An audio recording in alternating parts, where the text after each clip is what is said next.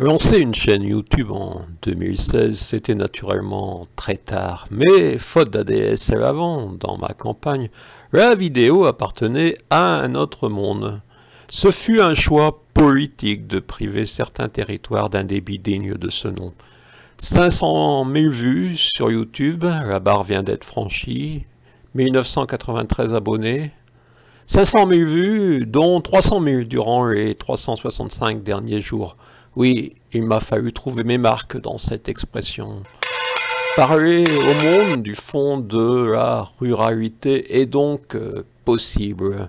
Nous ne sommes certes pas nombreux dans le département. Les pompiers du Lot ont également créé leur chaîne en 2016 et ils caracolent en tête avec plus de 4000 abonnés et 1 300 000 vues. 2 chaînes seulement avec plus de 1000 abonnés dans notre département, c'est peu et c'est significatif. Certaines des vidéos sont une continuité de mes livres, dont un regard sur le patrimoine lotois avec des vidéos et le diaporama dimanche m'ayant permis de vous offrir des séries de photos sur de nombreuses communes, de nombreux thèmes. Un versant concerne mon analyse de la situation sociale et politique du mondial au local. Mon indépendance semble déranger certains notables. Je suis habitué, mais ce n'est pas grave. Pas seulement les fans du Rire Jaune et de Nino Ferrer. Je ne me serais jamais intéressé aux youtubeurs s'ils n'étaient pas venus se pavaner devant un panneau de Montcuq.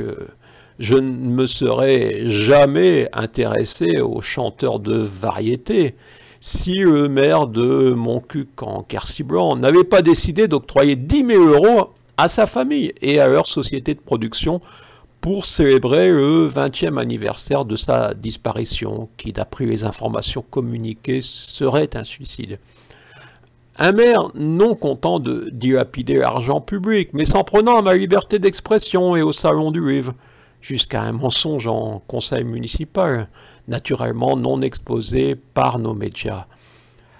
L'audience croissante de cette chaîne locale, départementale, régionale et mondiale, c'est peut-être également car la nature a horreur du vide, l'accompagnement des installés étant pour moi un vide éditorial.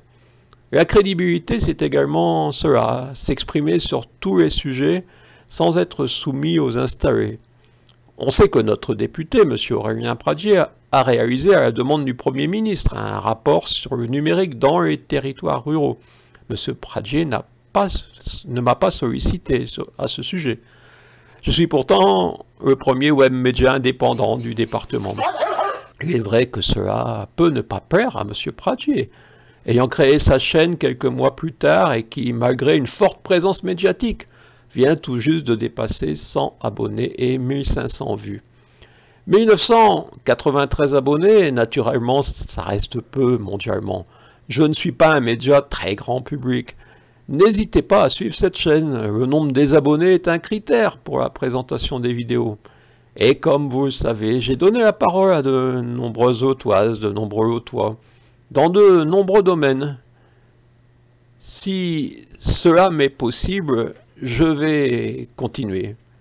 2000 abonnés, c'est pour bientôt peut-être. Ouais. Dommage, je ne suis pas à cette époque.